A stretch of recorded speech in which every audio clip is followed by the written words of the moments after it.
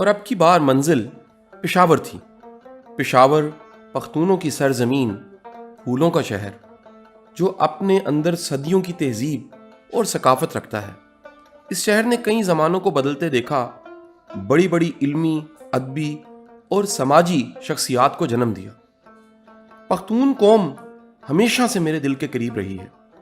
میں اس قوم کی بہادری، خلوص اور مہمان نوازی کا ہمیشہ سے مداح رہا ہوں۔ میری اس محبت کو محسوس کرتے ہوئے میری ٹیم نے میری ویڈیوز اور کتب کو پشتو زبان میں منتقل کرنا شروع کیا، جس کا کریڈٹ میرے بڑے ہی محبت کرنے والے دوست ساجد خان صاحب کو جاتا ہے۔ مقصد یہی تھا جس قدر ہو سکے ہم اپنے پختون بھائیوں کی، نوجوانوں کی خدمت کر سکیں۔ اس محبت کا ایک مظاہرہ گزشتہ سال نومبر میں کیا گیا، جب کے پی کے مختلف علاقوں سے تعلق رکھنے والے نامور شعراء، ادبا، اساتذہ قاسم علی شاہ فاؤنڈیشن تشریف لائے، جس میں میرے محبت کرنے والے دوست معروف شاعر رحمان فارس صاحب اور کراچی سے بالخصوص تسلیم رضا صاحب بھی تشریف لائے۔ دیر تک یہ محفل شعر و شاعری، ادبی و علمی گفتگو اور چٹکلوں سے گونجتی رہی۔ پختون مہمان جاتے جاتے ایک وعدہ لے کر گئے کہ اب کی بار آپ نے پشاور آنا ہے، ہمیں خدمت کا موقع دینا ہے۔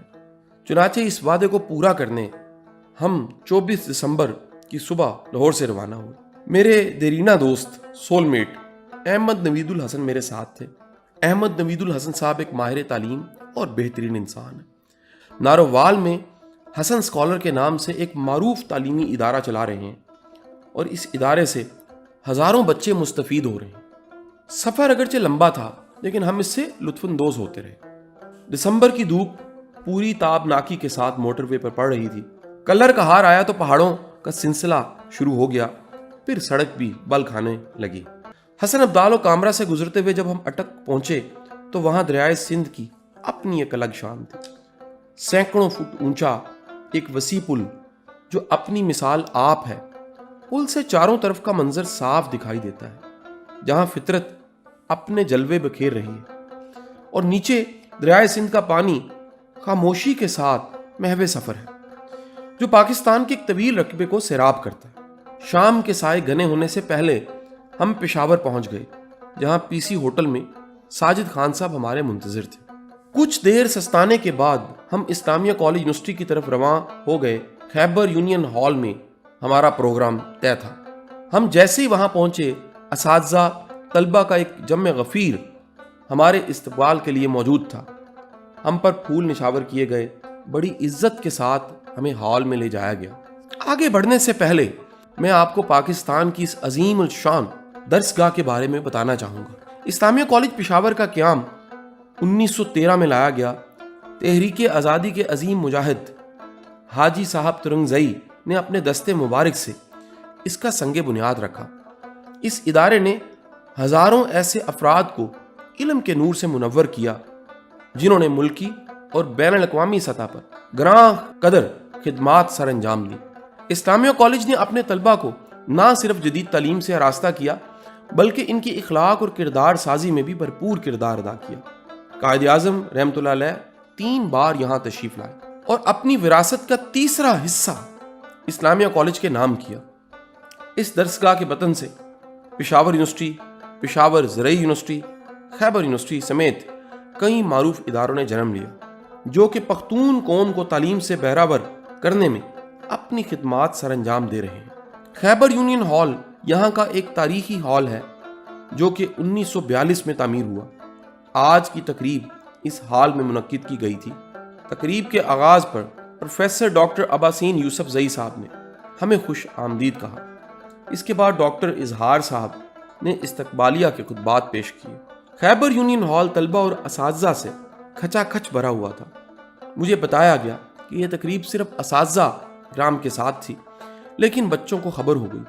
چھٹی کا دن تھا، اس کے باوجود بچے کہاں کہاں سے چل کے اس ہال میں پہنچ گئے۔ میرے پاس شکر کے جذبات تھے، اور میں اللہ کا شکر ادا کر رہا تھا کہ اس علاقے میں بھی میرے کتنے محبت کرنے والے دوست موجود ہیں۔ میں نے خود کو تلاش کرنے، اپنی قابلیت کو بہتر بنانے کے موضوع پہ گفتگو کی، پورا ہال میری بات چیت کو بڑی توجہ کے ساتھ سن رہا تھا۔ بعد میں سوال و جواب کا سیشن بھی ہوا۔ ٹیچنگ سٹاف ایسوسی ایشن کی طرف سے مجھے روایتی پگڑی پہنائی گئی۔ ڈاکٹر اباسین یوسف زئی نے تحائف کے ساتھ ساتھ ہمیں ایک تاریخی پوسٹر بھی پیش کیا۔ تقریب کے اختتام پہ میری کتاب اپنی تلاش کا پشتو ترجمہ کچھ خاص دوستوں کو پیش کیا گیا۔ اس تقریب کے بعد دوستوں نے عشائیہ کا بندوبست کیا ہوا تھا۔ پختون کھانے کمال کھانے، اور سب سے بڑھ کے اگر کھلانے والا آپ سے محبت کرتا ہو تو کھانے کا ذائقہ اور شاندار ہو جاتا ہے۔ رات واپس ہم پی سی ہوٹل میں آئے۔ اگلے دن صبح ایک بڑے موب کے ساتھ میں نے بات کرنی تھی۔ خوش قسمتی سے آج میری سالگرہ کا دن بھی تھا۔ پروگرام سے فارغ ہونے کے بعد انیبلرز کے سی او جناب ثاقب اظہر صاحب نے میری برتھ ڈے سیلیبریٹ کرنے کا اہتمام کیا تھا۔ اس مقصد کے لیے ایک خصوصی کیک منگوایا گیا، اسے کاٹا گیا۔ میں عموماً سالگرہ نہیں مناتا، لیکن ثاقب اظہر صاحب سے محبت ایسی ہے کہ میں نہ کر سکا۔ اس محبت پر میں ان کا تہہ دل سے شکر گزار ہوں۔ احمد نوید الحسن صاحب مختلف مقامات پر ویڈیوز بناتے رہے۔ انہیں مختلف ایونٹس کو یادگار بنانے کا فن آتا ہے۔